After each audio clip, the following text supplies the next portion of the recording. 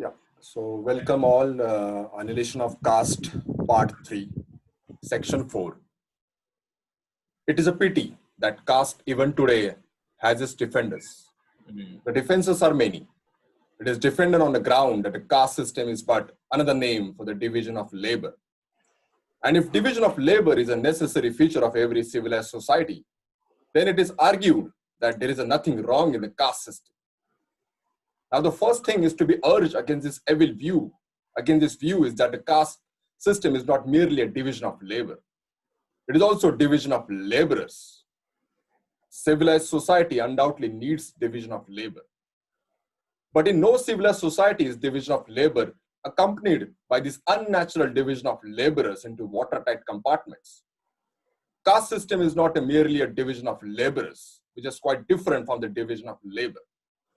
It is a hierarchy in which the division of laborers are graded one above the other. In no other country is the division of labor accompanied by this gradation of laborers. There is also a third point of criticism against this view of this caste system. This division of labor is not spontaneous. It is not based on the natural aptitudes. Social and individual efficiency requires us to develop the capacity of an individual to the point of competency to choose and to make his own career.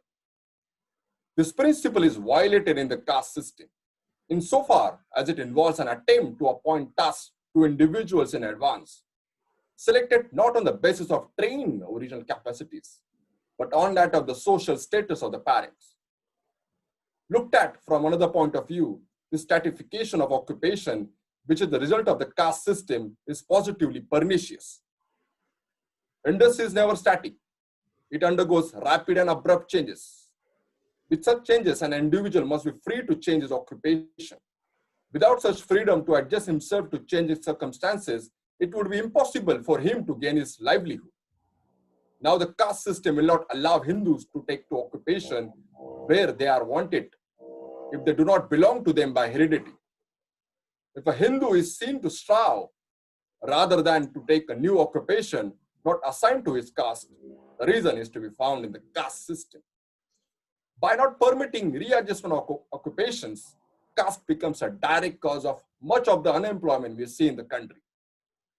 As a form of division of labor, the caste system suffers from another cause of serious defect. The division of labor brought about by the caste system is not a division based on choice. Individual sentiment, individual preference has no place in it. It is based on the dogma of predestination. Considerations of social efficiency would compel us to recognize that the greatest evil in the industrial system is not so much poverty and the suffering that it involves as the fact that so many persons have callings which make no appeal to those who are engaged in them. Such calling constantly provoke one to aversion, ill will, and the desire to evade. There are many occupations in India which, on account of the fact that they are regarded as degraded by the Hindus, provoke those who are engaged in them to aversion. There is a constant desire to evade and escape from such occupations, which arises solely because of the blighting effect which they produce upon Hindu religion. What efficiency can there be in a system under which neither man's heart nor their minds are in their work? As an economic organization, caste is therefore a harmful institution, in as much as it involves a subordination of man's natural powers and inclinations to the exigencies of social rules.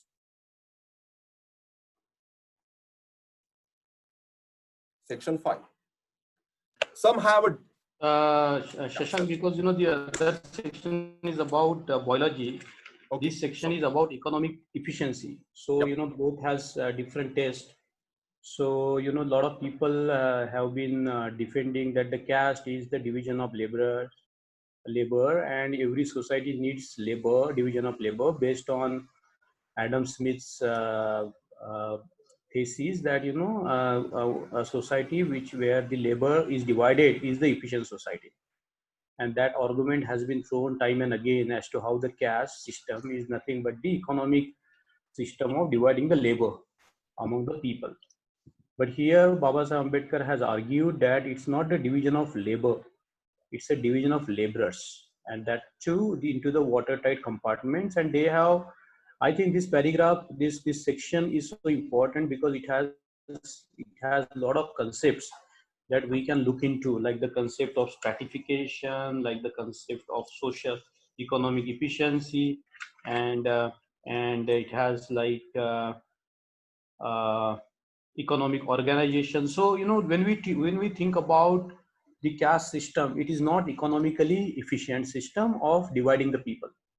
Because if we look at any country, those countries which have developed, for example, the Asian tigers in the past, like Malaysia and Thailand and countries like that, they have invested heavily on the training of the people. And here in this country, we know that millions of the children are left out from the schooling because of the fact that they are born in one particular community. So I think this argument that so long as caste system remains alive, the country cannot develop efficiently.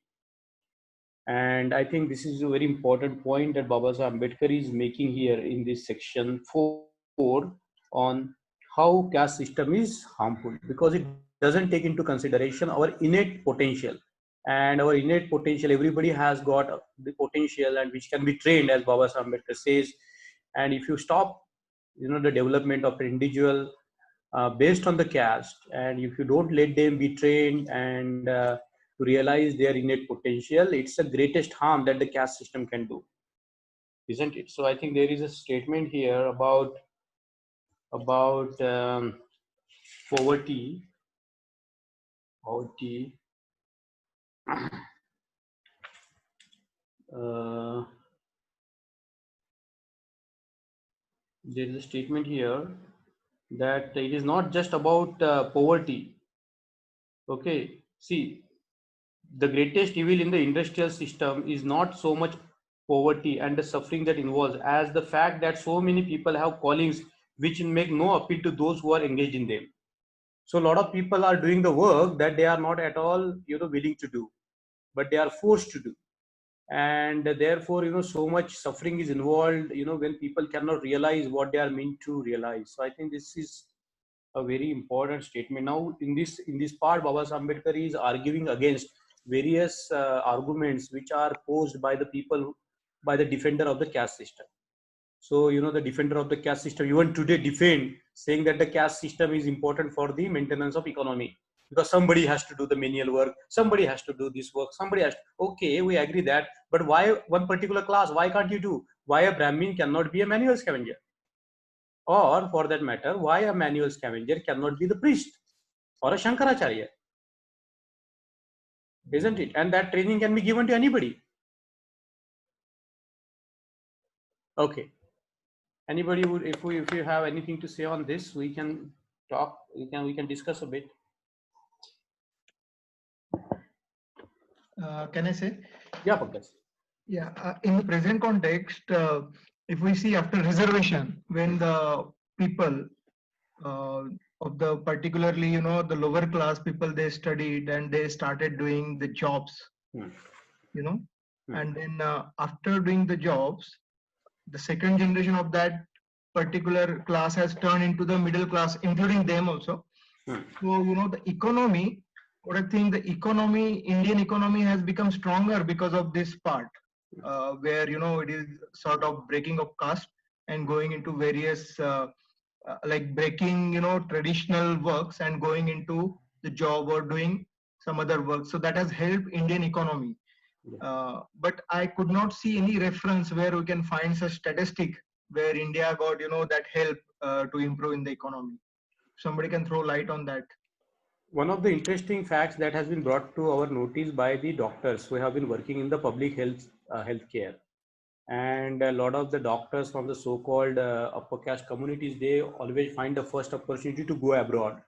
So most of the positions in the public health care are manned by the people from the so-called lower caste, and they have been doing excellent work, as we can see in the COVID-19, the response of the public health officials. So I think there has to be some study, understanding the how the doctors from the SC, ST, OBC communities are doing in terms of their service to the nation. And it is said that they are doing the greatest service to the nation, and rest of the people are fleeing away, finding opportunities abroad.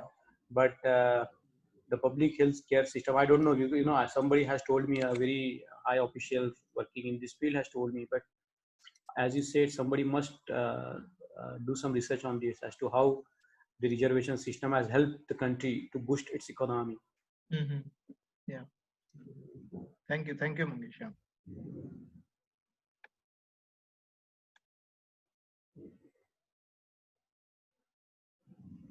If there is no comment on this section, then should we move to the section 5?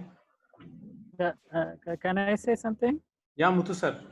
Another example is in Tamil Nadu healthcare system. If you see the one of the best healthcare system in Tamil Nadu is in India is Tamil Nadu. Yeah, every village, if you go, there will be a sub center. There will be some medical facilities will be there. That is mainly because of the SCSTs. They trained. They will go back to their native place. They serve their people. That is one of the very good development. Now the people, the NEET is one of the main system where it prohibits the people from the village entering into the medical career. So they may not able to get into the training for the NEET preparations.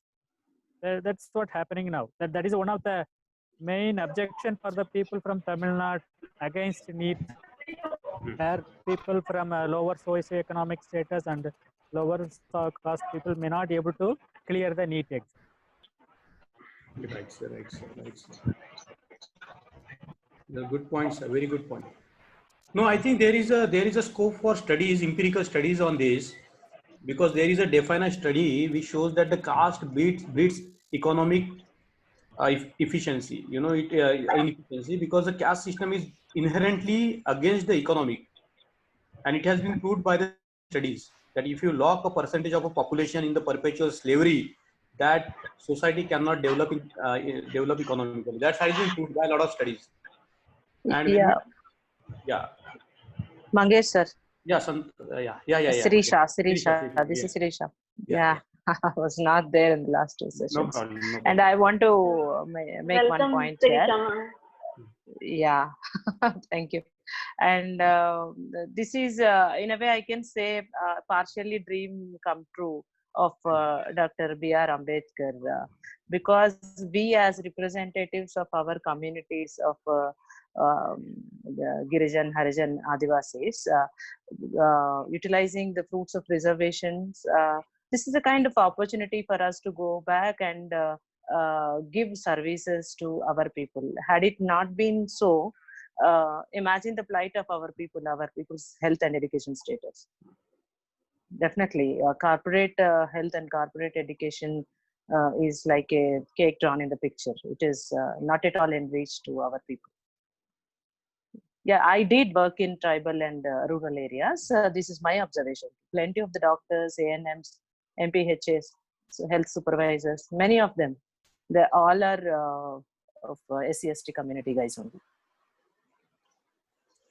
I think this will be, as Sirisha Madam says, it will be very important to take one region, maybe Tamil Nadu, one region of Tamil Nadu or one region of Telangana, and really study as to how this healthcare is served by the doctors from the community, showing by that how they improve the health of the society, the economy of the society, because health is directly related to the economy. A lot of people think that the indicator of the economy is just the GDP. It is not so. You know, what happens to the equality, what happens to the development of the region. So I think there are factors. Yeah, see the health indices in the villages, rural areas, especially IMR and MMR. Infant mortality, MMR, vaccination, primary vaccination status, family plannings, birth control measures. All these are because of the work done at the ground level by our people. No corporate does that. I think it's a good point. We should get some social scientists to really look into this, because I think it's so important point. You know, so I hope Anuradha will note the point for taking it further. Should we move on to section 5 now? Yes. One thing I want to say, the caste system is going to last for many years. So how long manual scavengers are going to do same job?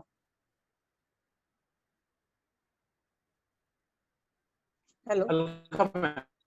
Hello. Hello.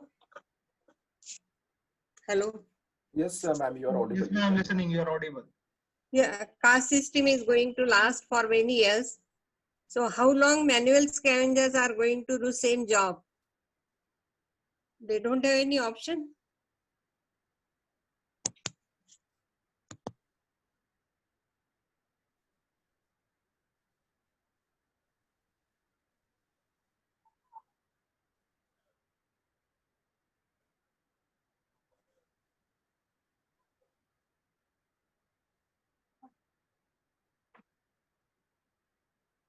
Mangesh bhai is not audible actually.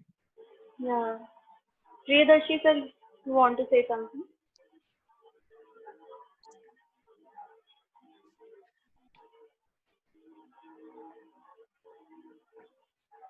Okay. Anybody wants to put a slide on that? What Alka ma'am is saying? See, there are a lot of organizations which are working with manual scavengers. One of them, of course, is not really an organization, it's a movement, which is the SK, the Safai Karmachari Andolan. And see, more than people not having ways to work somewhere else, it's more like people are not aware that they are in a slavery. It's like, this is our job, this is what we have been doing. We get class 3, class 4 employment, so we are happy with that. So they have to be brought out of that mindset first, and then they are given alternate ways of making a profession, like giving them sewing machines and getting the women to get into tailoring business, etc. So the first step really is just awareness that they are in some kind of a caste slavery. That's what my observation has been, whatever little I have read and heard from people. Mangesh sir is here, so he'll tell us more.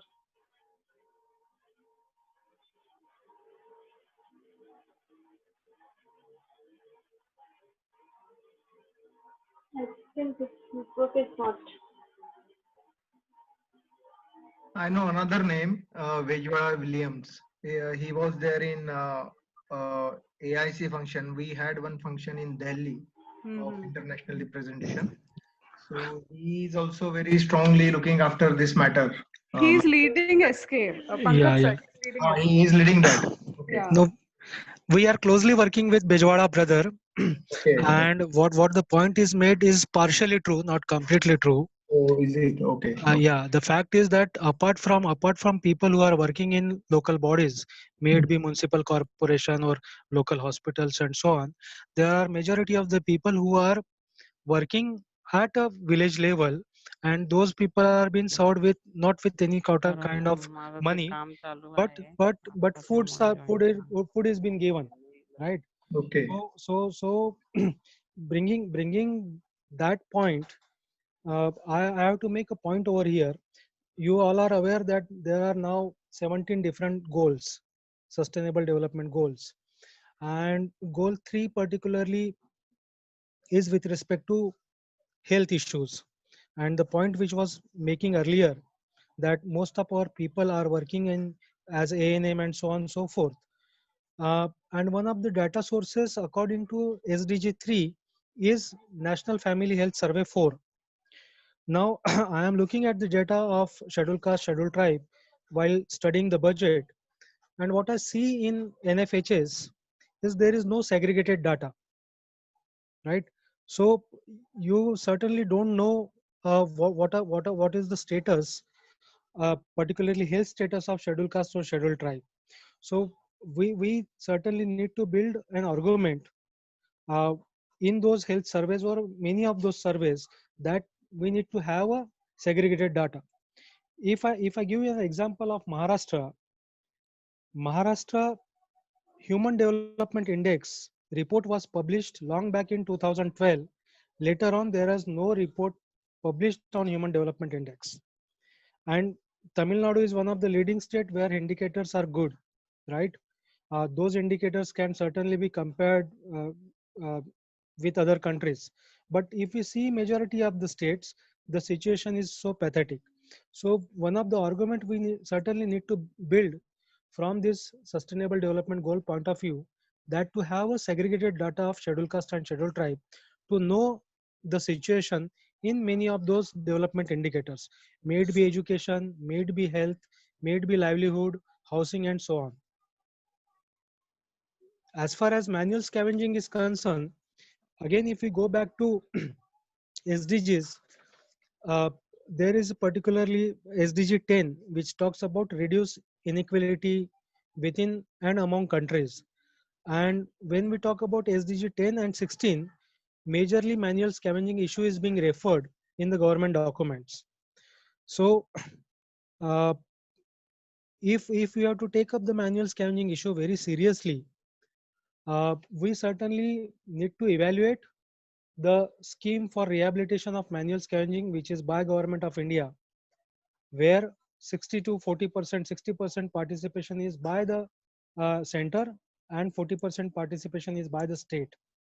But the participation and the fund provided in that scheme is so meager that the people who are employed in municipal corporation, they will be happily continuing doing that job, because of that job they are having some sort of housing and all, so they won't go for this rehabilitation scheme.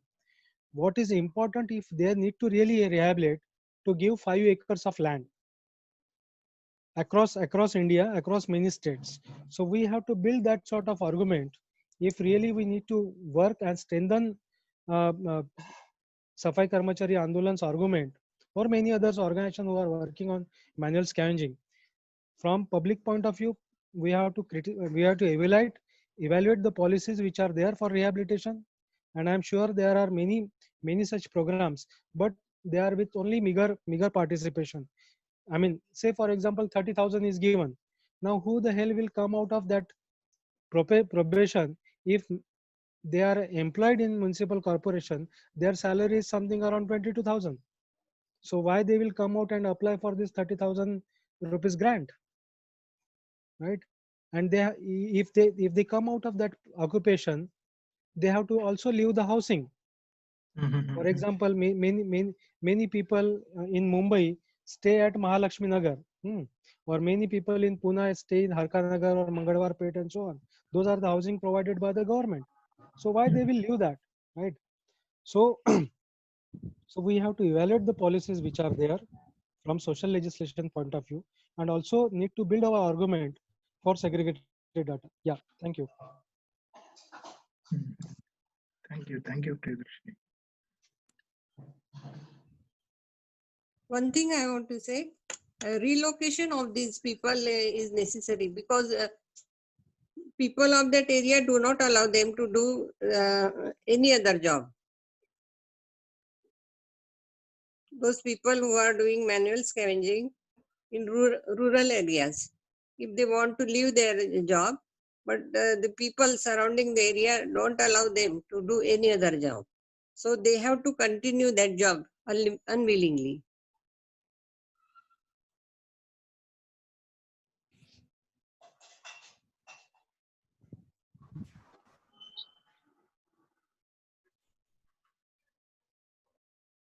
Okay.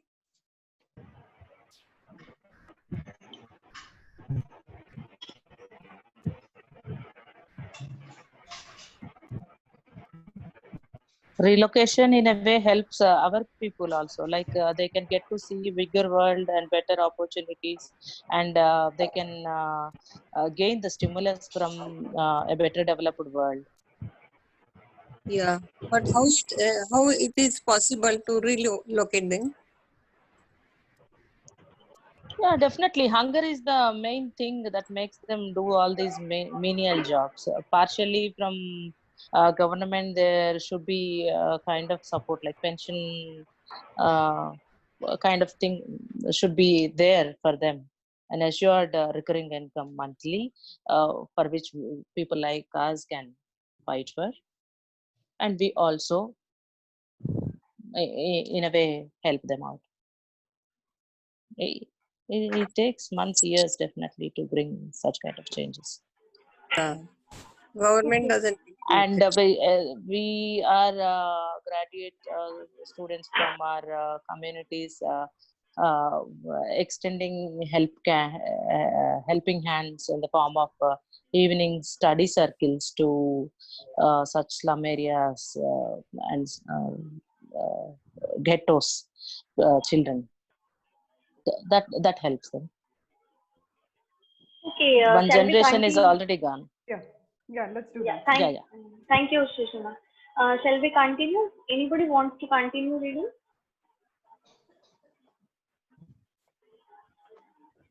I think Nivedita ma'am has joined. Yeah, she's there. Can I continue if nobody's there? Yeah, sir. You continue. Time being, I'll take the names. Yeah, perfect. Section 5. Some have a dug of biological trench in the defense of the caste system. It is said that the object of the caste was to preserve purity of the race and the purity of blood. Now, ethnologists are of opinion that men of pure race exist nowhere. And there has been a mixture of all races in all parts of the world. Especially is this a case with the people of India. Mr. D.R. Bhandarkar, in his paper on foreign elements in the Hindu population, has stated that there is hardly a class or caste in India which has not a foreign strain in it. There is an admixture of alien blood, not only among the warrior classes, the Rajputs and the Marathas, but also among the Brahmins, who are under the happy delusion that they are free from all foreign elements. The caste system cannot be said to have grown as a means of preventing the admixture of races or as a means of maintaining purity of blood. As a matter of fact, caste system came into being long after the different races of India had commingled in blood and culture. To hold that distinction of caste, or really a distinction of race, and to treat different castes as though they were so many different races is a gross perversion of facts. What racial affinity is there between the Brahmins of the Punjab and the Brahmins of the Madras? What racial affinity is there between the untouchable of Bengal and the untouchable of Madras? What racial difference is there between the Brahmins of the Punjab and the Chamar of the Punjab? What racial difference is there between the Brahmins of the Madras and the Pariya of the Madras? The Brahmin of the Punjab is racially of the same stock as the Chamar of the Punjab, and the Brahmin of the Madras is of the same race as the Pariya of the Madras. Caste system does not demarcate racial division. Caste system is a social division of people of the same race. Assuming it, however, to be a case of racial divisions, one may ask, what harm could there be if a mixture of races and of blood was permitted to take place in India by intermarriages between the different classes, different castes? Men are no doubt divided from animals by so deep a distinction that science recognizes men and animals as two distinct species. But even scientists who believe in purity of races do not assert that the different races constitute different species of men. They are only varieties of one and the same species.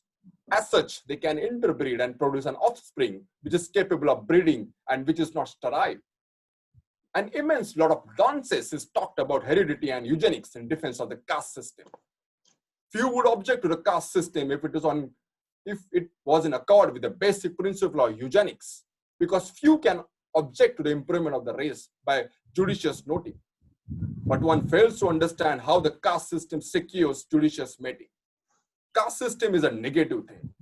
It merely prohibits persons belonging to different castes from intermarrying. It is not a positive method of selecting which two among a given caste should marry. If caste is eugenic in origin, then the origin of subcaste must also be eugenic. But can anyone seriously maintain that origin of subcaste is eugenic? I think it would be absurd to contend for such a proposition, and for a very obvious reason.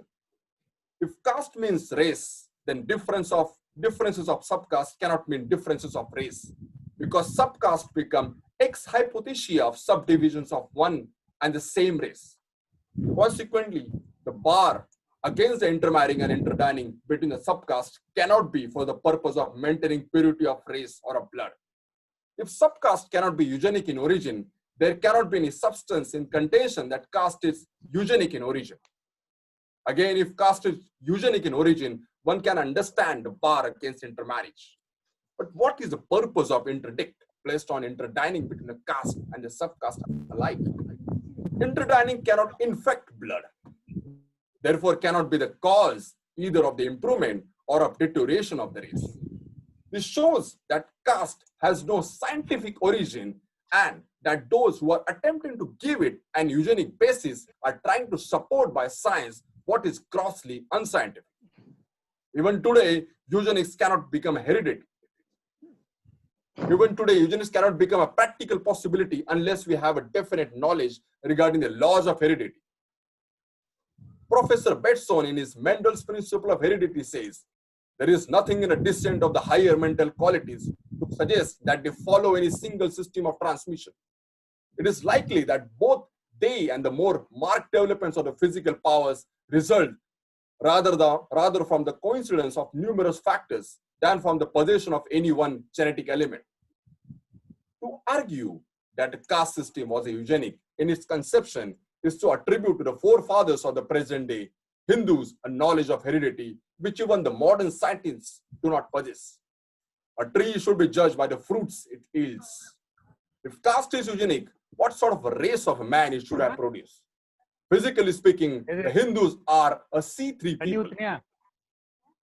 They are a race of pyjamas, stunted in stature and wanting the stamina. It is a nation of 9/10 of which is declared to be unfit for military service.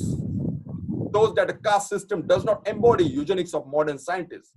It is a social system which embodies the arrogance and selfishness of a perverse sections of the Hindus who were superior enough in social status to set in fashion who had authority to force it on their inferiors.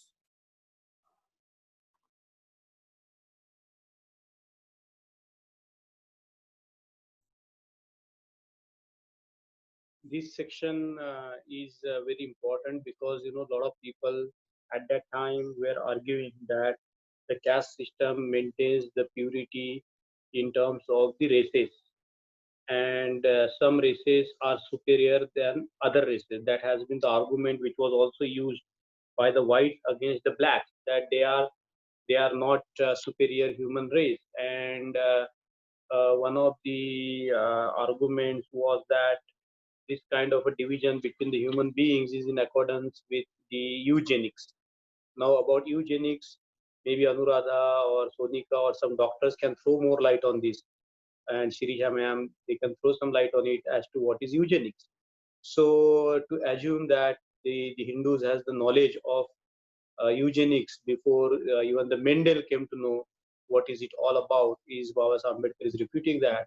And I think this is a very important point that we need to talk about, because a lot of people say that Brahmins are superior because of their genes and by their biological genetic constitution, that they are superior than the other people. So basically that has been the argument in circulation at that time, and even today a lot of people argue that the superiority of one human class over the other human class. So I think the argument that Baba Ambedkar has put forth is irrefutable, and it has no backing of the science even today. And because all the races are mixed races, even there was an experiment to find out who were the ancestors of the prominent blacks, and it was found that they were mixed from the native. They had native Indian blood. They have had sometimes Indian blood. So if we really look at our genetical history, it is so complex that we cannot pinpoint to a single factor, as Baba Ambedkar is saying here, and nobody can know that single factor which makes one human being superior to other human beings. So I think this is irrefutable argument that Baba Ambedkar has put forth in terms of this is what has been argued by Hitler when he put forth the theory of Aryan supremacy in terms of the superior blood. And this argument still continues. So maybe somebody can throw some light on this. Somebody who has studied this eugenics and all, they can throw some light on this.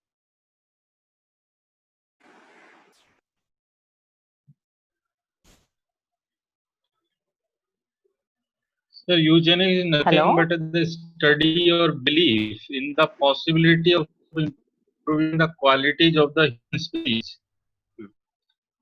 or human population especially by such means as discouraging reproduction of by person having genetic defects or presumed to have inheritable undesirable traits, or by encouraging reproduction by person presumed to have inheritable desirable traits.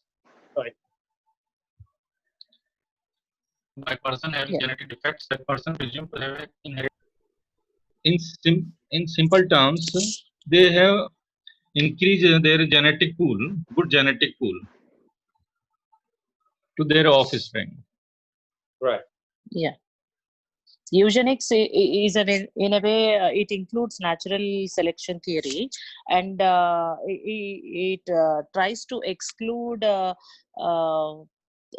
defective genes not to be propagated into the next generations, into the progeny. So what our Hinduism, our caste system, this religious theory of eugenics says is, it is not actually, it is the opposite of eugenics, I can say, because they propose, they encourage endogamy, right? So this is anti-theory of eugenics actually. Eugenics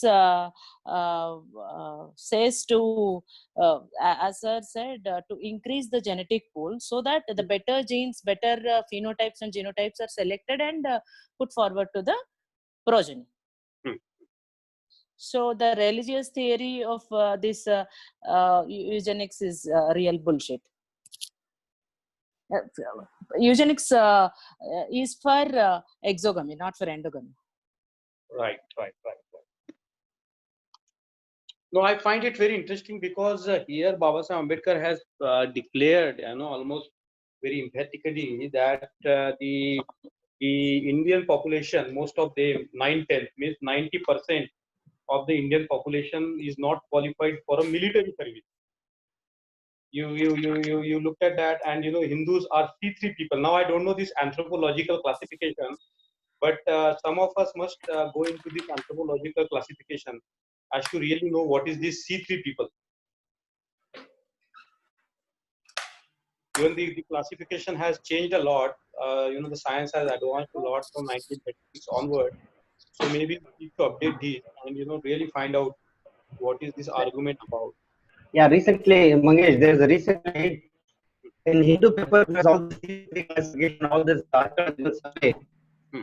So recently, as far as I know, almost 1 year, I think, more than 1 year, we had good articles in Hindu. I think we can just get those articles to know what this whole thing is about, the CP and all those things. So there, very well clearly explained in that Hindu article, the newspaper. I tried to find out where it is. This is a homework for us to go into the anthropological theories of this time. And one of the things that I wanted to bring it to your notice is this: there is a name of Professor Bateson. This Professor Bateson, Bateson, and he has written this book called Mendel's Principles of Heredity. And one of the PhD in biology, once we were reading this book together, and he said that in 1936, the name of Bateson was not so popular. He was so surprised that Babasaheb Ambedkar has read his book that time in 1936. Isn't it? So after 20 years, after this book was published, he became a renowned man in his own field. But in 1936, he was not so much popular, Mr. Bateson, Professor Bateson. So he was saying that he was so puzzled and surprised that Babasaheb Ambedkar has quoted this gentleman's book in his 1936 Annihilation of Caste. He was completely bamboozled by this reference to Professor Bateson. So we can see the range of studies that Babasaheb Ambedkar used to undertake whenever he used to study any problem so deeply, and that's a lesson for us as to how we can go deeply into anything which we study. I think this is a very important point that he made that time.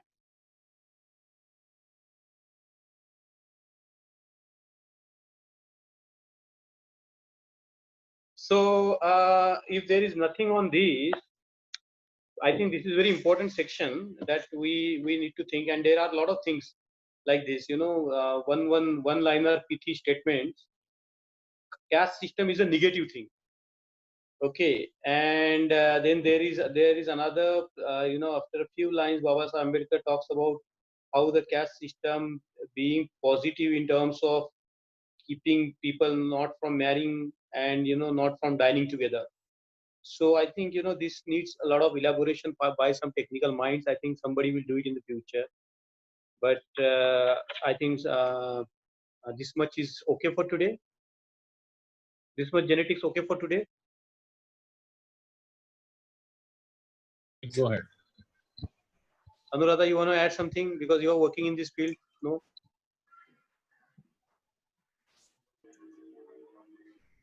But there is one study which I would like to bring to your notice, and it confirms one of the arguments Ambedkar has put forth. He said that untouchability has come into being like 380, the practice of untouchability began, and now the whatever is the study in the field of genetics is showing that 1500 years back, Indians stopped marrying within themselves. They started marrying within their own castes, and it has been proved by the genetical study that the endogamy became strict before 1500 years. Now when we think about 1500 years, it's not a huge time in terms of the evolution of the human beings. And Darwin, when he published his Origin of Species book, a lot of people think that he was talking about the survival of the fittest, but one of the things that he proved that the species of human beings cannot be differentiated. A black cannot be differentiated from white. White cannot be differentiated from the brown people, and so on and so forth, because this is one single species. And very, very, very interesting argument has been given by the Buddha to refute the claim of the Brahmins and this thing that the jati doesn't exist between the human beings. The jati can exist between the plants. For example, one plant species can be different. A donkey can be different from a horse. A horse can be different from tiger. They are the separate species. But between the human beings, there are no species which can be marked out like white species and black species and the Brahmin species. And Buddha has said that any human being from anywhere, they can mate, and the progeny will be the same. So if some of now if somebody if a black marries a white person, or a Brahmin marries a Shudra, the progeny will be the same, isn't it? So there is no species among the human beings. Human beings are the same species. That is what Darwin proved. But then the social Darwinists came and tried to say that there are some human beings which are which have the qualities to survive, and they try to put this argument in the support of race, in the support of caste, saying that one caste is superior in terms of their survival, and so on and so forth. But this argument from the Darwinian point of view doesn't hold any ground, because the natural selection is a blind process. Natural selection is a blind process. It's not a conscious process. Anyway, we can go on and discuss this, but let's move on to the section 6. Okay, Pankaj sir will continue the reading. Sure, I will continue. Section 6, Hindu society is a myth. Caste does not result in economic efficiency. Caste cannot and has not improved the race. Caste has, however, done one thing. It has completely disorganized and demoralized the Hindus. The first and foremost thing that must be recognized that Hindu society is a myth. The name Hindu is itself a foreign name. It was given by Mohammedans to the native for the purpose of distinguishing themselves. It does not occur in any Sanskrit word prior to Mohammedan invasion. They did not feel the necessity of a common name because they had no conception of their having constituted a community. Hindu society as such does not exist. It is only a collection of castes. Each caste is conscious of its existence. Its survival is the be-all and end-all of its existence. Castes do not even form a federation. A caste has no feeling that it is affiliated to other castes, except when there is a Hindu-Muslim riot. On all other occasions, each caste endeavored to segregate itself and to distinguish itself from other caste. Each caste not only dines among itself and marries among itself, but each caste prescribes its own distinctive dress. What other explanation can there be of the innumerable styles of dresses worn by the men and women of India, which so amuse the tourists? Indeed, the ideal Hindu must be like a rat living in his own hole, refusing to have any contact with others. There is an utter lack among the Hindus of what the sociologists call consciousness of kind. There is no Hindu consciousness of kind. In every Hindu, consciousness that exists is the consciousness of his caste. That is the reason why the Hindus cannot be said to reform a society or a nation. There are, however, many Indians whose patriotism does not permit them to admit that Indians are not a nation, that they are only an amorphous mass of people. They have insisted that underlying the apparent diversity, there is a fundamental unity which marks the life of the Hindus in as much as there is similarity of habits and customs, beliefs and thoughts, which obtain all over the continent of India. Similarity in habits and custom, beliefs and thoughts there is, but one cannot accept the conclusion that therefore the Hindus constitute a society. To do so, it is misunderstood. To do so is to misunderstand the essentials which go to make up a society.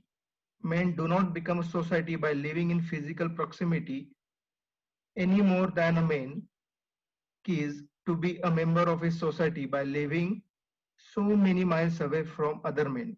Secondly, similarity in habits and custom, beliefs and thoughts is not enough to constitute man into society. Things may be passed physically from one to another like bricks.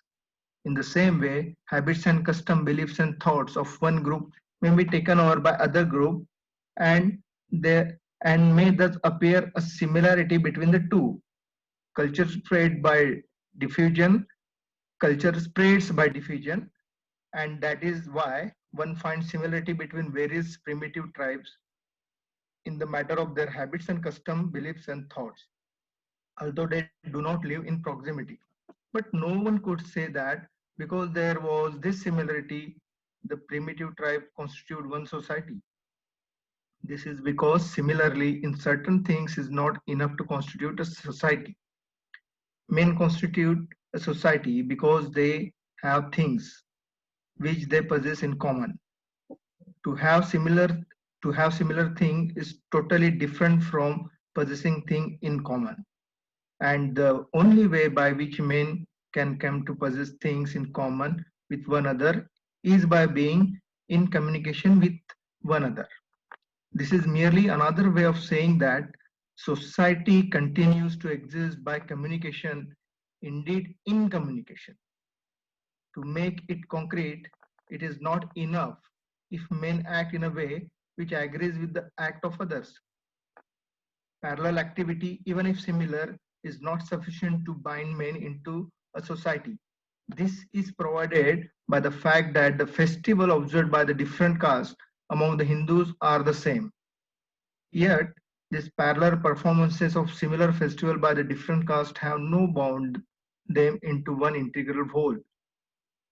For that purpose, what is necessary is for a man to share and participate in a common activity so that the same emotions are aroused in them that animate to others, making the individual a sharer or partner in the associated activity so that he feels its success as his success, its failure as his failure is the real thing that binds men and makes a society of them. The caste system prevents common activity and by preventing common activity, it has prevented the Hindus from becoming a society with a unified life and a consciousness of its own being.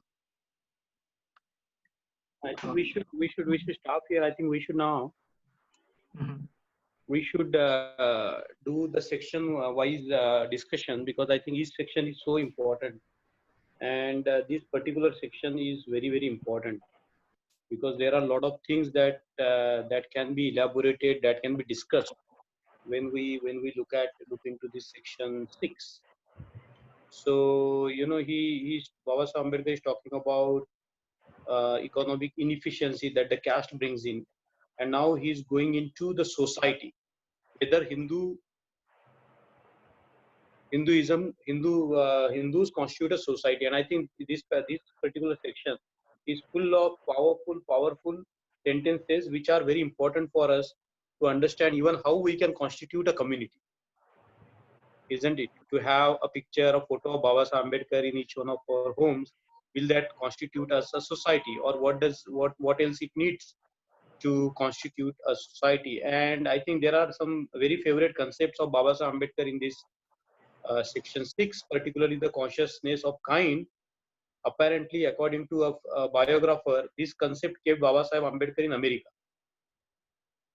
Consciousness of kind. When he was listening to this lecture on the consciousness of kind in the Columbia University, he was so thrilled to understand this theory that before that he was not very serious in the classes, and he was so fed up in the Columbia University that he just wanted to leave because the food was not suitable to him.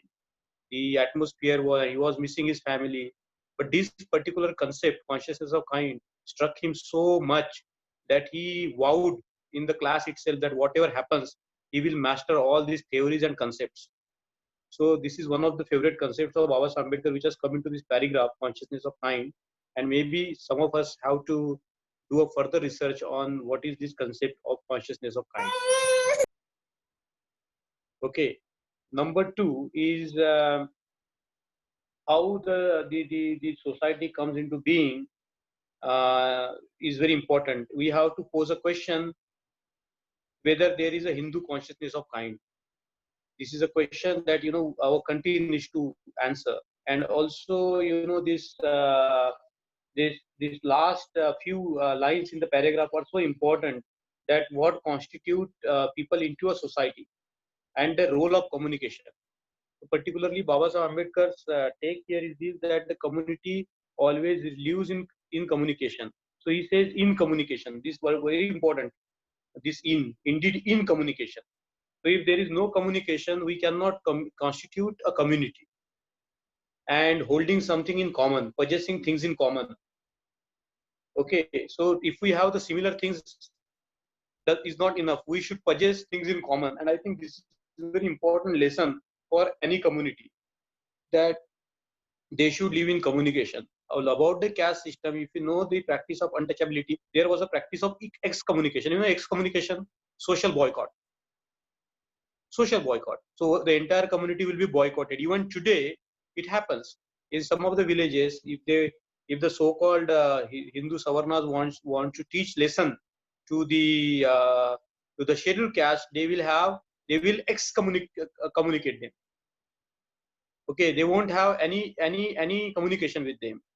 And when nobody communicates with you, it's called a social death, isn't it? And the social death is more dangerous than actual physical death. That is what people have. Its psychological role in human beings, mind is so much. If imagine that you are socially excommunicated, nobody is communicating with you. So I think this is a very important section in the annihilation of caste. I think which we must think about, and we have to draw practical lessons from it as to how we ourselves can constitute a community.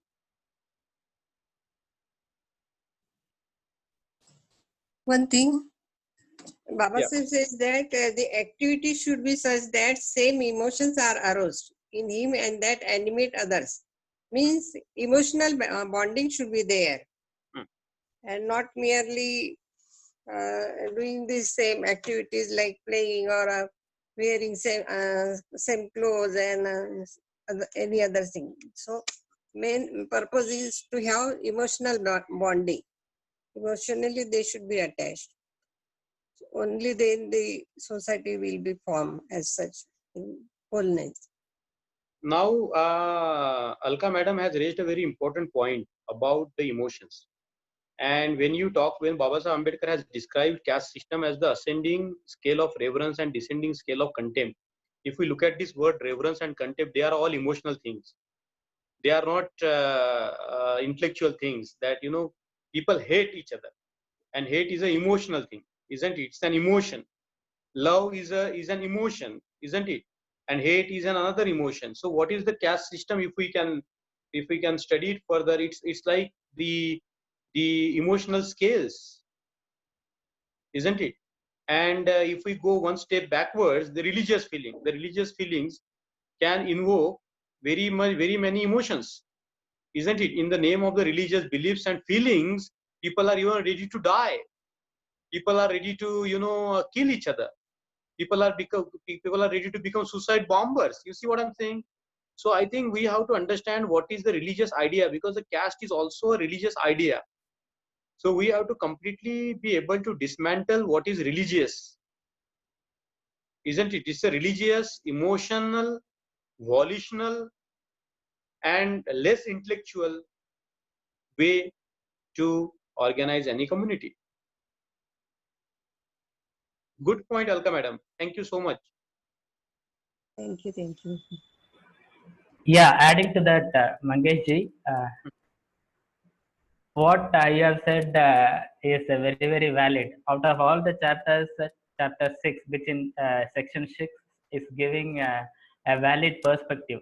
Means after having invalidated the economic theory or the eugenics, racial purity theory, Dr. Ambedkar is asking at least list of them, a list of all, at least as their society are they one?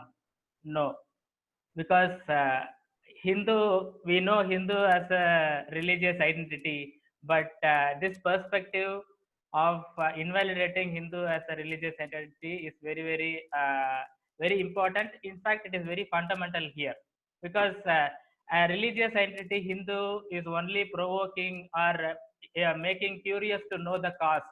It is not like a Muslim or a Christian, where the identity stops there. When you claim I am a Christian, I am a Muslim, you are okay. You have explained yourself. But whenever you say you are a Hindu, it invokes an interest, curiosity to know the caste. It should be read in the light of Ambedkar's riddles in Hinduism, because caste is the only unique feature which is defining Hindus. So in that sense, there is no actually a common uniform religious value for a Hindu. It is only the caste consciousness is defining a Hindu. So this is the basic perspective one should adapt to even understand the whole text here itself. As such, we know this was for the liberal Hindus. So in each dimension, Dr. Ambedkar is arguing and invalidating the basis for the Hindus, or basis for the caste system, how it can be illogical, unreasonable, and unscientific. So that way I feel this is very, very important. Hindu is not a religious identity; it is a political identity, where it is also, there is a conspiracy behind that. How we scheduled castes have been tagged under Hindu label. That's a big topic again. But before that, Hindu as a group of castes, that's the only definition, or a convincing definition we can get for Hindu. So that's the main understanding I gained from here, which I thought I should share here. Thanks. Fantastic, Lovely, Gangadharan. valuable, man. Very valuable. Excellent, Gangadharan. You really hit the nail on the head. That's what he says. It's a myth. Prove that it is myth. No, even our own people should gain this perspective. This I feel as a foundation from which we can build the discourses, at least make people aware. Otherwise, if you are get caught, even if people opposing the religions, opposing the customs, they are subscribing to the existing paradigm. But here, Dr. Ambedkar invalidates. He is actually what is that? Shattering the premises of Hinduism, or the notion of a religion itself. Yes, very good, very good, Raghav. Today only I was speaking to one of my consultant ophthalmologist, and I told her, I was trying to convince her about the myth about Hinduism, that Hindu is not our God. But what she says, she's got a daughter. She says, Bhaiya, take for daughter, you let her follow whatever is being followed, because she has to go to another family, and that they're like worshipping God or those religious activities. For a son, let him be whatever, let him be in this Ambedkarite thing. So that's what she feels. So they want to continue this thing because so can't bring sudden change suddenly. Up till 2 years ago, I was also fool like many people Hindus, I would say. It's fine. But What she has spoken is not her own choice. This is the social yes, conditioning. That's yes, fine. very But only that is the reason I am emphasizing on this section. This is giving so much insights so that yes, you gain understanding. If you alter yes, your perspective, everything comes in place. That's what Dr. very true. Ambedkar says. You make a slave to understand he is a slave. He will find out Yes, a way later.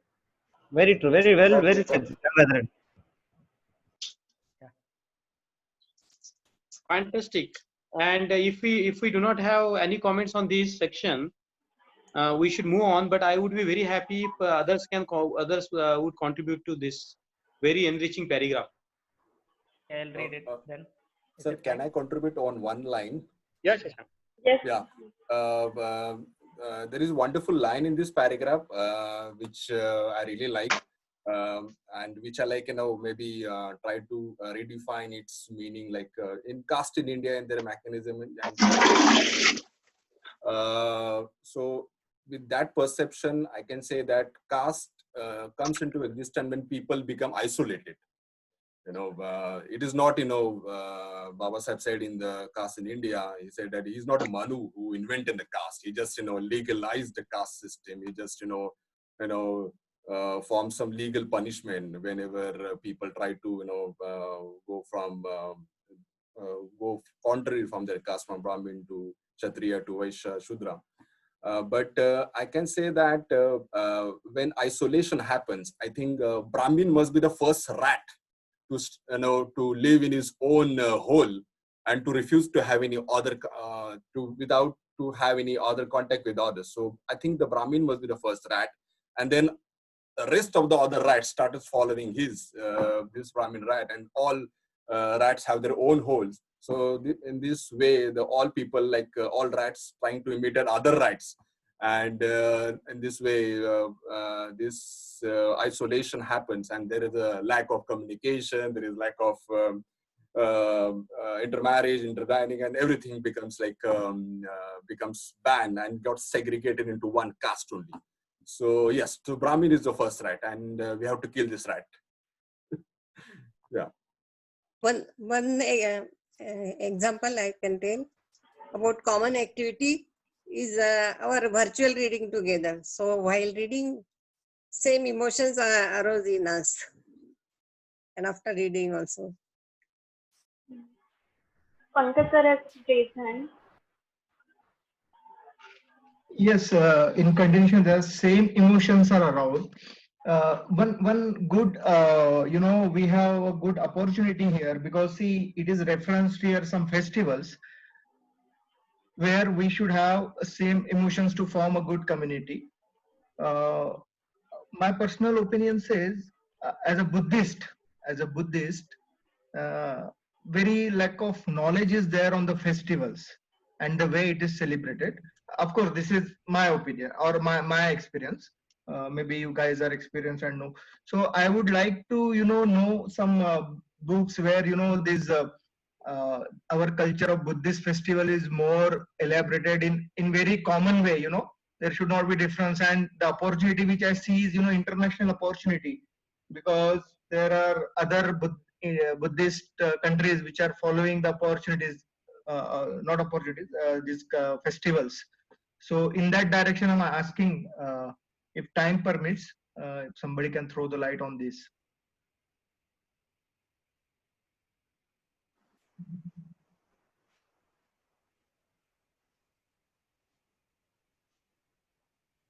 See, I think somewhere Baba Sahib Ambedkar says that common cycle of participation. So a festival can be a cycle of common participation. and we definitely need a lot of common activities.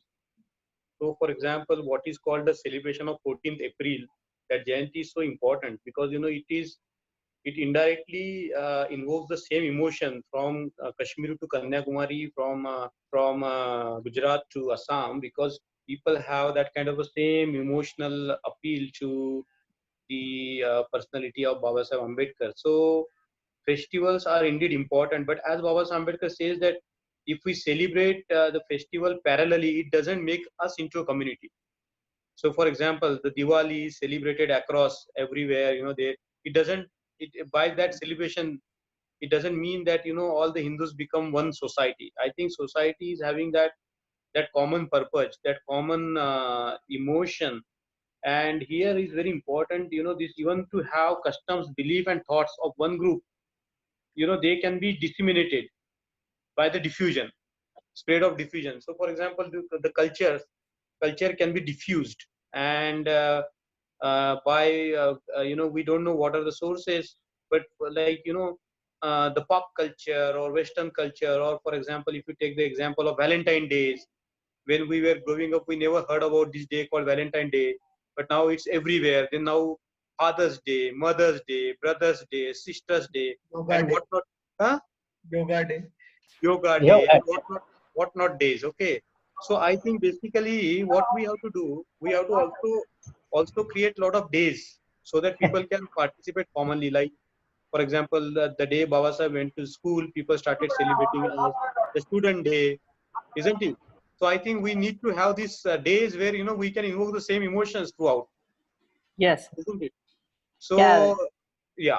Right. Yeah, that is the reason I am on this job of creating a subaltern calendar with our own days, our own festivals, so that our people's emotions can all be connected across the country.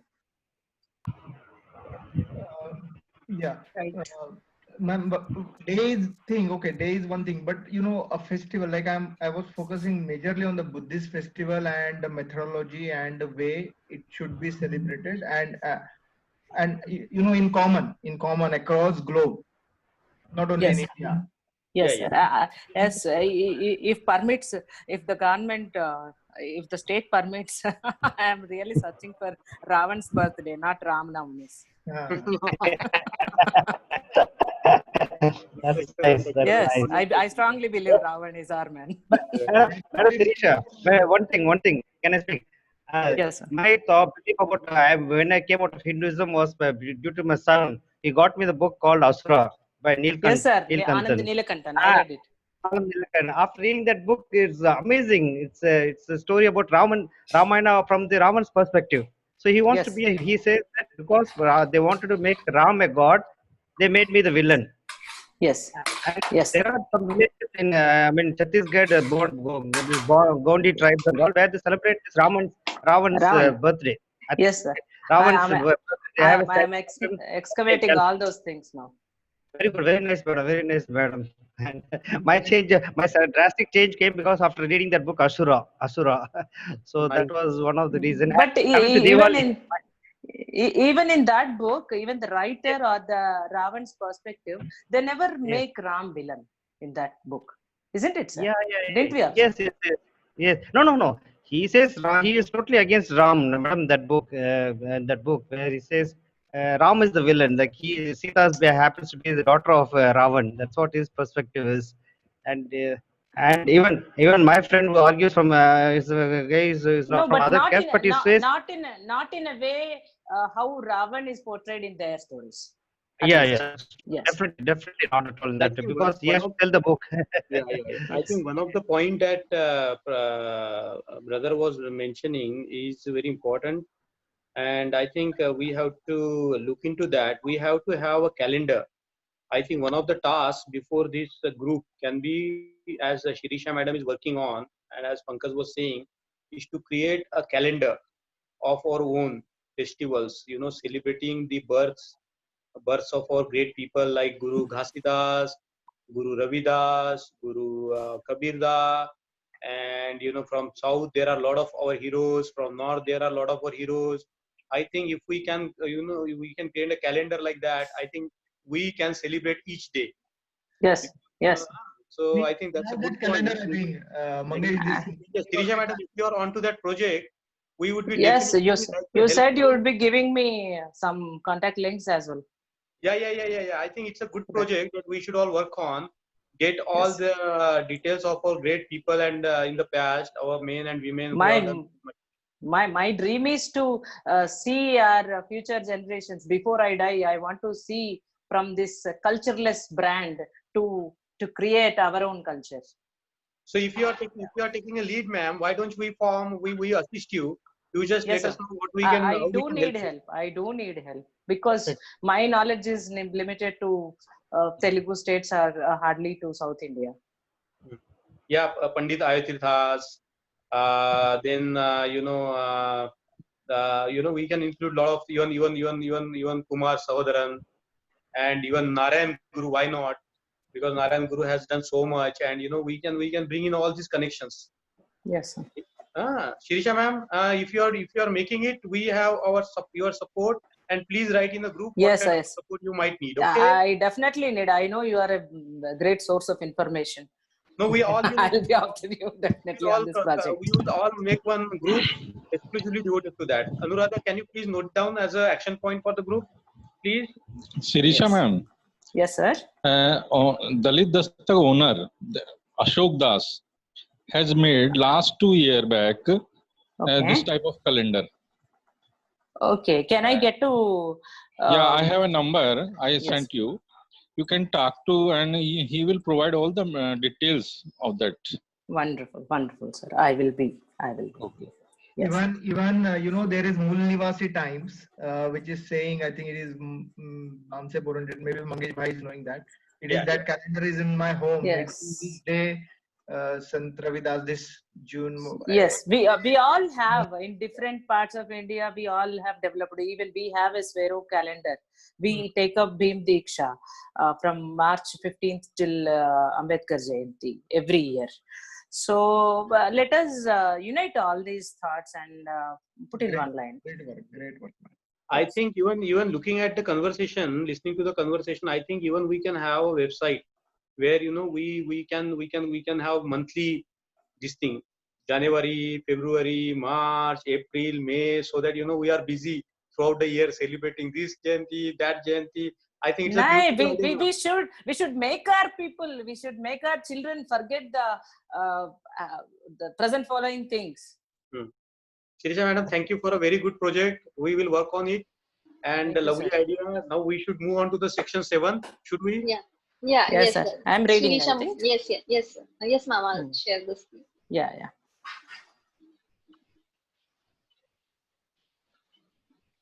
Okay, Shirisha ma'am. Yeah, section 7. The Hindus often complain of isolation and exclusiveness of a gang or a clique and blame them for antisocial spirit. But they conveniently forget that this antisocial spirit is the worst feature of their own caste system. One caste enjoys singing a hymn of hate against another caste as much as the Germans did in singing their hymn of hate against the English during the last war.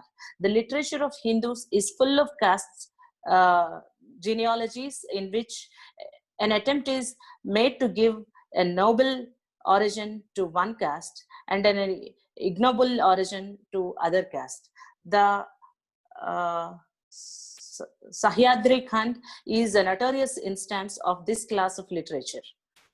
Scroll up, please. This antisocial spirit is not confined to caste alone. It has gone deeper and has poisoned the mutual relations of the subcastes as well. In my province, the Golak Brahmins, Diorkha Brahmins, Karada Brahmins, Palshi Brahmins, and Chitpavan Brahmins all claim to be subdivisions of the Brahmin caste. But the antisocial spirit that prevails between them is quite as marked and quite as virulent as the antisocial spirit that prevails between them and other non-Brahmin castes. There is nothing strange in this. An antisocial spirit is found wherever one group has interests of its own, which shut it out from full interaction with other groups so that its prevailing purpose is protection of what it has got. This antisocial spirit this antisocial spirit, the spirit of protecting its own interests, is as much a marked feature of the different castes in their isolation from one another as it is of nations in their isolation. The Brahmin's primary concern is to protect his interest against those of the non-Brahmins, and the non-Brahmins' primary concern is to protect their interests against those of the Brahmins. The Hindus, therefore, are not merely an assortment of castes, but there are so many varying groups, each living for itself and for its selfish ideal. There is another feature of caste which is deplorable. The ancestors of the present-day English fought on one side or the other in the wars of the Roses and Cromwellian War, but the descendants of those who fought on the one side do not bear any animosity. Scroll it up, please. Any grudge against the descendants of those who fought on the other side. The feud is forgotten. But the present day non-Brahmin can't forgive the present day Brahmins for the insult their ancestors gave to Shivaji. The present day Kayasthas will not forgive the present day Brahmins for the infamy cast upon their forefathers by the forefathers of the latter. To what is this difference due? Obviously, the caste system. The existence of caste and caste consciousness has served to keep the memory of past feuds between castes green and has prevented solidarity. The recent discussion, shall I proceed? Yeah, no, we will go by section by section, because I think these are sections, each of them are so important. Yes, sir. That we cannot just let them go like that, because I think this section is also very important. Baba Saheb Ambedkar here is talking about how the caste hatred exists between the different caste, within subcaste, within the caste also. So I think the point that Baba Saheb Ambedkar is trying to make here is very important from a lot of instances. For example, the reference here is Sahyadri Khanda. Now this Sahyadri Khanda, if you Google it, you will know that this is a book which gives a lot of gali to the Brahmins, and it was banned by the Peshwas. There is a reference of Sahyadri Khanda. So if you Google Sahyadri Khanda, you will know what kind of a text it was. It was banned because it was giving so much galis to the Brahmins. Okay, and also among the Brahmins there is this kind of a conflict with each other. Now I think the most important sentence here, if we look at the last paragraph, obviously to the caste system, the existence of caste and caste consciousness has served to keep the memory of past feuds between the caste green and has prevented solidarity. Now, one of the nature of the caste system is this, that the caste is so much ingrained into the past that even today the situation might have changed. It has kept the memories of those feud in the past alive, and people cannot come together. For example, here Baba Saheb Ambedkar has talked about Shivaji, because the Brahmins denied the Kshatriya status to Shivaji. There was a great fight between the non-Brahmins and the Brahmins in Maharashtra. The same thing happened between the Kayasthas and the Brahmins. So there are a lot of this feud in internecine wars between this caste, and I think this is very important point that we need to keep in our mind, that the caste is also about the past, about history, and if our minds continue to dwell in the history through this kind of a caste affiliations, then there cannot be a solidarity, isn't it? So I think this paragraph is deeper in many respects. One of the respects by which the paragraph is so important is how the caste is kept alive by the continuous wars that has been taking place between the castes, within the subcaste, and so on and so forth. So if we bring it to our community levels, for example, if we talk about the conflicts between the Chamars and the other castes, the Madigas and the Malas, the Parayas and Pallars. You know, we live in so much of the past that we try to make the past the rival of the present, and therefore we cannot have that solidarity. So it's very important for us to have that kind of a futuristic view, so that we can let go the past. Whatever has happened in the past, you know, it's not important. It has to be bygone. It cannot become the rival of the present. So I think, you know, there is a lesson for the communities also, that we cannot always, because, you know, so much of our consciousness is invested in the past, because Indians in general live in the past, mythologies, the stories and whatnot. So I think there is a lesson for us, that, you know, why this caste system is green, so green, because it is thriving on the past, isn't it? So for example, today, if we look at generally, when we are living in the modern world, what can be a scope of any caste in that? The caste becomes, you know, completely useless today. If the communities have to develop, you know, the way the globalization is taking place. For example, if you look at the TV, we look at the dramas from Korea, from whatnot. We listen to the music, which is not, you know, which is coming from abroad, and, you know, the kind of fashions and whatnot. So I don't think that there is a scope for caste today, but because our minds always dwell in the past and past conflicts, this is what happens. You see what I'm saying? So this paragraph is very important for all of us to understand. So the interest of a community. Now, when we talk about the interest of one particular caste, then, you know, it becomes very dangerous. But when we bring it forth, when we lift it up to the level of a community, for example, if we talk about the scheduled caste as a class, you know, to begin with, because not a lot of people will listen to us, isn't it? But we can at least use this kind of solidarity within us to begin with, isn't it? Because the bad water of the caste system is also flowing in our lanes, so we need to cleanse it, isn't it? We need not have to dwell in the past, and we have to see, you know, what is there in the store for us in the future. So I think this particular section is also very solidly important. I think one of the keys for us to read, whenever we read this such kind of a book, we have to update them with our experience today, isn't it? Yeah. Yes. So that's my comment on this. You know, we can Yeah. discuss this. I want to say, all Hindus celebrate festivals like Diwali, Holi. Still, there cannot be a society because of caste and caste consciousness.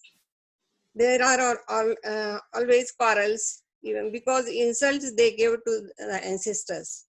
So celebrating these festivals is also not enough because of this caste and caste consciousness and the quarrels and insult they gave to the ancestors. People cannot forget. One of the things that, you know, I wanted to bring to notice while reading this paragraph is Baba Sahib Ambedkar wanted to collect all the galis in all the different languages which are given in the name of the caste. So for in Punjab, there are a lot of proverbs where, you know, the people from the, you know, in Maharashtra, in I'm sure in Andhra speaking, in Telugu speaking regions. So I think one of the projects that we can do is collect all this, because the language matters. The language is also very much caste infested. So we have to decast the language also. Those all elements together. Yes, the caste name itself is a Gali. Yeah. Yeah, we have to deconstruct, unlearn so many things before we learn. That is the reason we have to get rid of this past. What is, in his words, is said as green. Yeah, this section 7 is actually continuing from section 6. Means they don't even form a society. Leave alone forming the society. They're actually antisocial in spirit. If you can see, as Dr. Ambedkar points out, caste is not just unmodern; it is anti-modern. So when we say anti-modern, it is against the formal definition, sociological definition of modernity. When we say so, it is anti-modern, and it is preventing us to form a society. Also, it is acting against a society or a definition for a society. So in that way, the makers of the caste system in such a way that they have made it. It is not Brahmins and non-Brahmins. They have made a graded inequality so that each caste can look upon one or more castes below them, and such that, as Mangesh ji pointed out, the caste system is green, alive, and it is always volatile. So this way, I think in this practice, in this principle, it is thriving. This understanding is a main takeaway for me in this chapter 7. Good.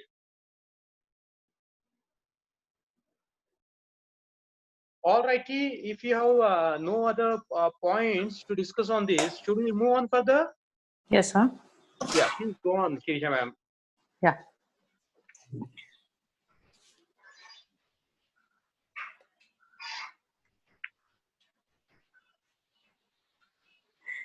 Yeah. Yes, ma'am. Coming to the 8th chapter, Yeah. the recent discussion. Yeah, this is 8. The recent discussion about the excluded and partially included areas has served to draw attention to the position of what are called the Aboriginal tribes in India. The number about 13 million, if not more. Apart from the questions whether their exclusion from the new constitution is proper or improper, the fact still remains that these Aborigines have remained in their primitive, uncivilized state in a land which boasts of a civilization thousands of years old. Not only are they not civilized, but some of them follow pursuits which have led to their being classified as criminals. 13 millions of people living in the midst of civilization are still in a savage state and are leading the life of hereditary criminals. But the Hindus have never felt ashamed of it. This is a phenomenon which, in my view, is quite unparalleled. What is the cause of this shameful state of affairs? Why has no attempt been made to civilize these Aborigines and to lead them to take to a more honorable way of making a living? The Hindus will probably seek to account for this savage state of the Aborigines by attributing to them congenital stupidity. They will probably not admit that the Aborigines have remained savages because they had made no effort to civilize them, to give them medical aid, to reform them, to make them good citizens. But supposing a Hindu wished to do what the Christian missionary is doing for these Aborigines, could he have done it? I submit not. Civilizing the Aborigines means adopting them as your own, living in their midst and cultivating fellow feeling, in short, loving them. How is it possible for a Hindu to do this? His whole life is one anxious effort to preserve his caste. Caste is his precious possession, which he must save at any cost.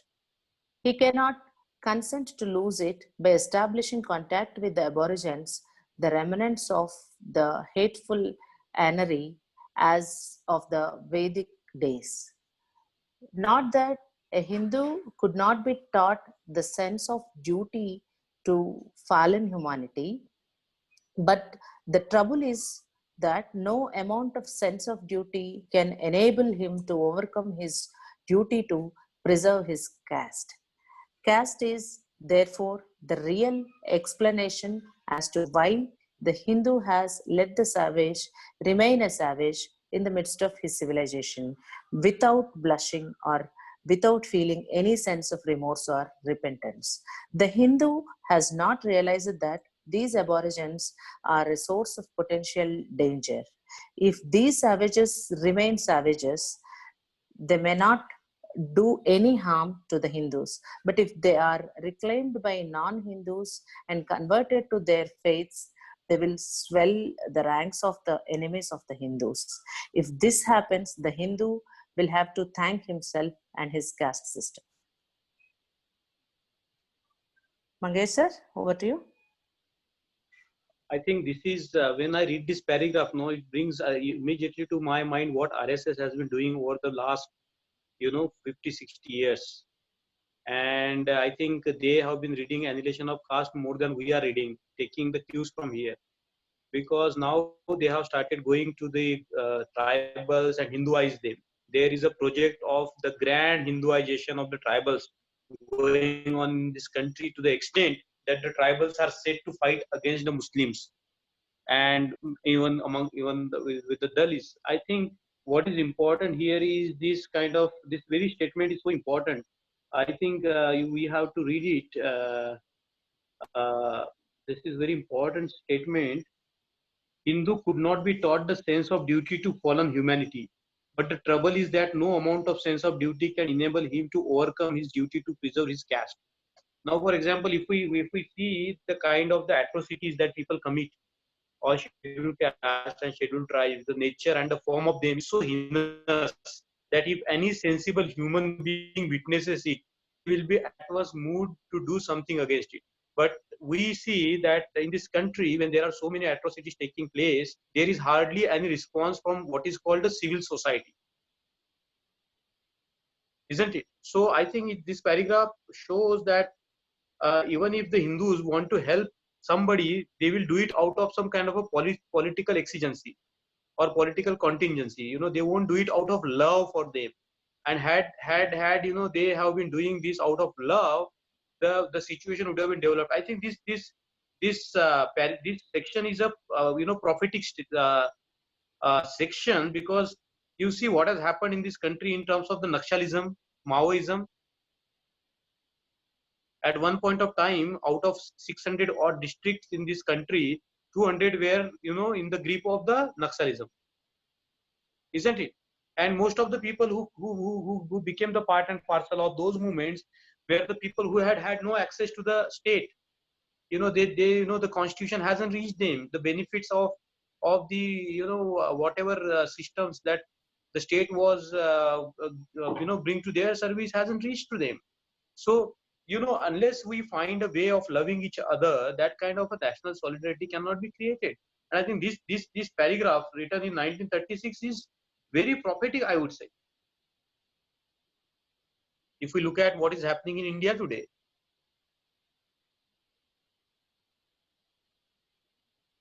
Isn't it? And as a matter of fact, you will be surprised to know that these so-called criminal tribes, anti-DNTs, I think the Ambedkarite movement must find ways to reach our brothers and sisters from these communities. At one point of time, these communities were kept in the concentration camp, just like the Jews were kept in the concentration camp in Germany.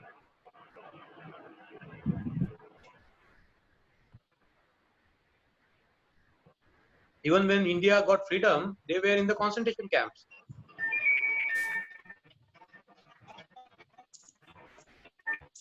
They don't love people like aborigines, because they don't have love. They are not ashamed of doing criminal act, because they want to save their caste. They want to preserve their supremacy. So the criminal caste, as you said rightly, madam, the criminal caste are not the so-called criminal castes. The criminal caste are those castes which are forcing others to become criminals.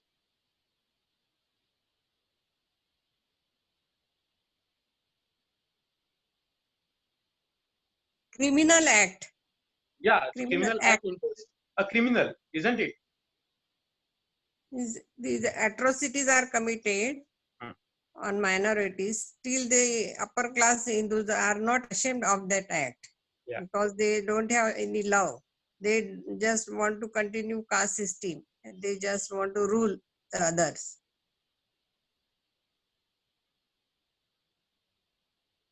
Right? Yeah.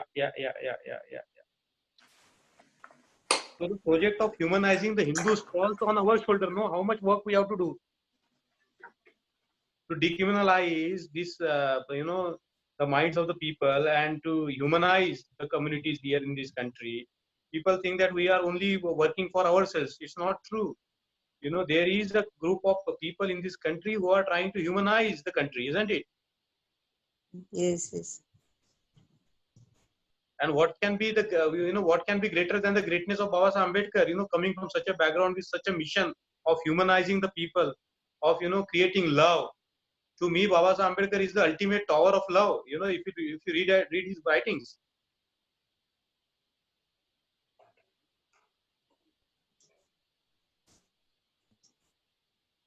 Yes. Haven't we witnessed recently that a black girl, young girl in US protesting against George Floyd's murder? In her speech, she utters these words: "If we are criminals, it is because of you. You have made the system like this. You have ruined our lives." That's what she says. Even the recent very nice movie, the Parasite movie, it also conveys something similar, sir. Why the poor, why the marginalized, why the aborigines are criminalized? Why at all they are becoming criminals? If so, what is the reason? Very true, very true, very true. Yeah, by the same analogy, if you go even in their scriptures, like say the character of Karna, he is forced to support his friend, even if he, like Duryodhan, even if when he knew that he is on the side of the false, he is on the wrong side. So, well, you know what? There's a saying, you might eat yourself. So that's what is happening to Hinduism. Like if you see Karna was one of them, but he still, because of the discrimination system, what the hell he has to go through, and in effect, he was criminal, isn't it? Basically standing in the wrong. And we don't know whether this mythical character exists or not, but there is a temple of Duryodhan in, I think, Uttarakhand or somewhere, and it's worshipped by the Dalits. Yeah. And Duryodhan, according to some of the readings, Duryodhan was anti-caste, and he was so dangerous to the Brahmin privileges that he was demonized by the Brahminical text. But some of the Dalits, they have the temple of Duryodhan, and actually Duryodhan has offered a remarkable critique of caste system. I have to find a source, but yes, sir. I too read it somewhere vaguely. That is the reason he stretches his helping hand to Karna, who is actually Sutaputra. Otherwise, and he gives that Anga state also. Coming to the point, it is criminalizing, like so even if like a say or like a strong-headed person like Karna can do wrong, why can't we then? Means so if the system is not produced, is not in a place where it encourages people to do the right thing, then obviously you're going to have people who are doing the wrong. I would refute this. Karna didn't do anything wrong. Actually, Karna is Krishna also did wrong, because Krishna sided with Pandavas who beat their wife. I mean, the community beat their wife in a game of dice. So I don't think Karna did anything wrong. It's just a myth. Karna still it could be very good. Kauravas could be still right. Why should Pandavas is not right? Who says Pandavas did the right thing? It's all a myth. Well, we are not going into the point I was trying to make is that if the system is not right, you're not placed in the right frame of mind, then you're obviously going to do wrong things. So that's what I'm trying to say here. It's not what the mythological characters have in place, but the point I'm trying to make is if you are in a wrong system. Now, to give an example, we have well, I think I put my foot on the wrong story, but if you give a right opportunity, like say I'm in the UK, I'm here from last 17 years. My children, they're very young when they started schooling, but they were given the right opportunity to study, and they excelled. My daughter is doing medicine now, and my son is going into a good university in London as well. So what I'm trying to say, because we had the right system here, we are in the right frame of mind, we could excel. So anybody you put in the right frame, in the right system, right frame of mind, he is going to excel. That's what I'm trying to say. Very well. Very well, sir. I do agree, sir. Truly agree, sir. And tribals, I don't know, coming to the civilization point, I really don't know whether we are really civilized, what we call ourselves civilized, all these things. There are some really tribes which live with the nature. I think we should get back to, I mean, something like that. We'll be very happy to be back with the nature. I would definitely let them be what they are happy and should be like that. I don't think they're really uncivilized or something like that.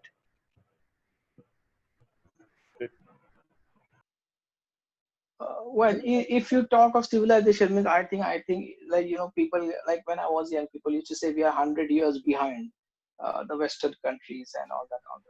I used to think, how we are 100 years behind? We are growing. Everybody is growing here. Everybody is educating. How we are 100 years behind now? But I've now after lived here for a while, I realize that why they say we are 100 years behind. You take the recent coronavirus crisis.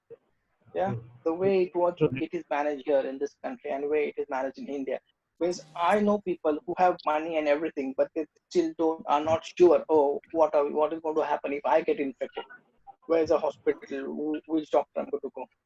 Because, if you want to be a civilized and a modern nation, your basic necessities should be addressed. So I know people.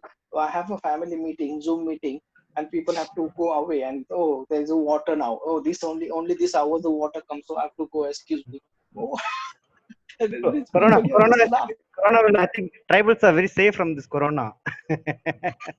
So I said, only we are facing the corona, civilized world. That's why you need all those things. Yeah, because we are in a state where we measure civilization in the form of roads, buildings, and statues of unity. And metro quality of life. Yeah, we think we should talk in terms of quality of life.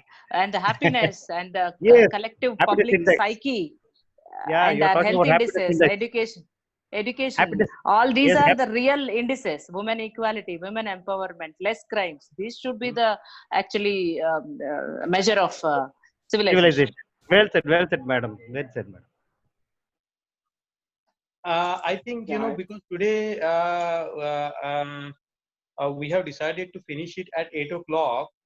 So I think this way of reading is good, even if we finish not many sections, but I think we have covered enough ground today. And you okay with the speed of discussion, you all? Yes. Yeah, very happy with discussing many things.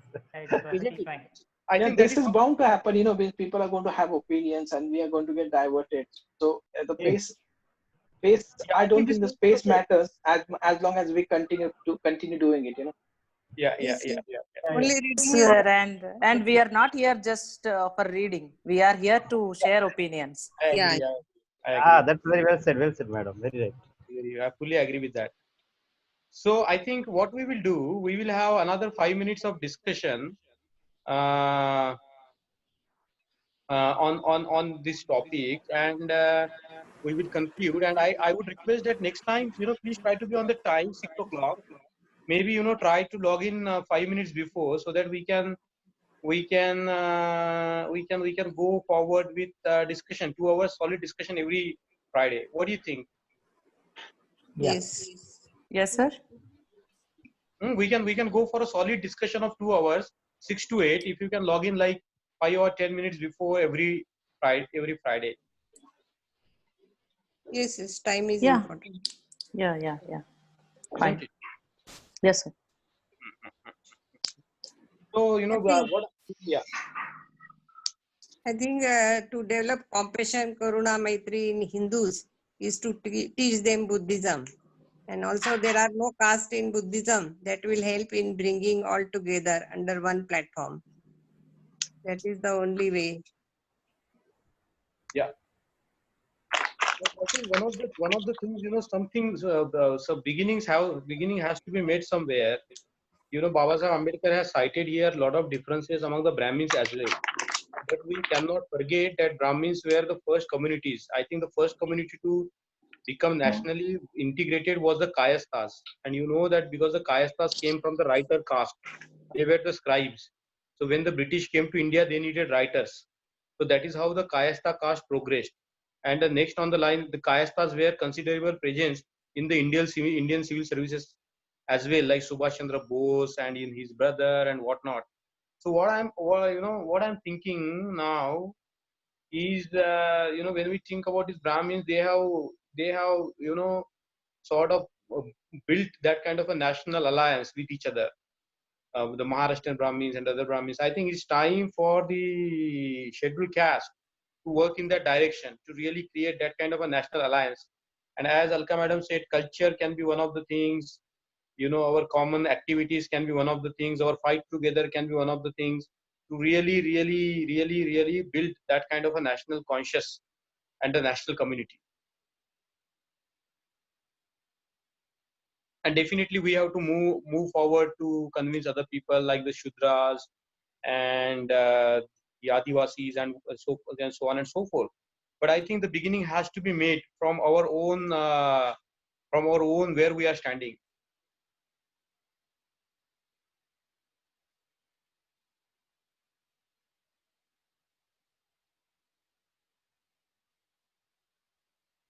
All right. Yes, sir. Isn't it?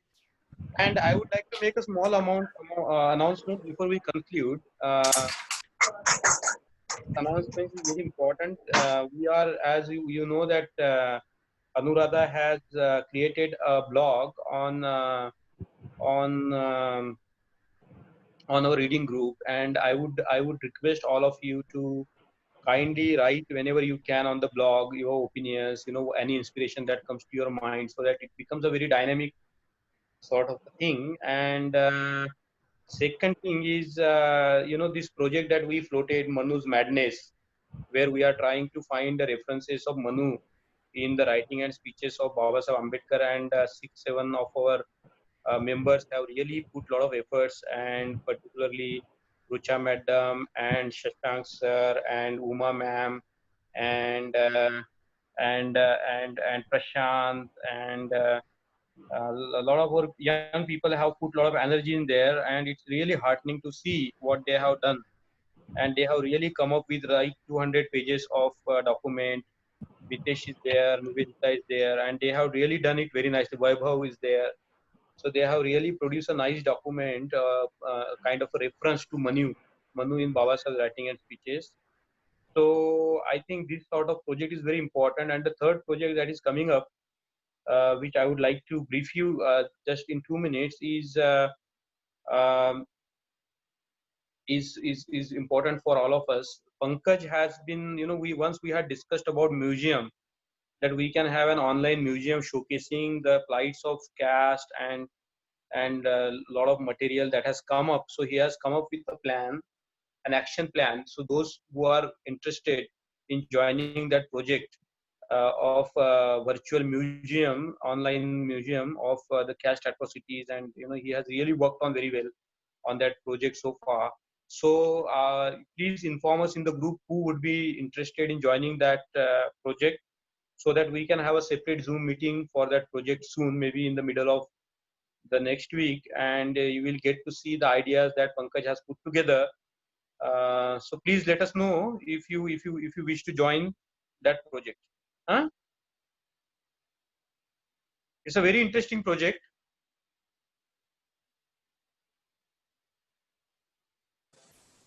So please give your name. I will write a small note in the group, our group, and you are welcome to join in or become volunteer, or if you can contribute in any ways you can.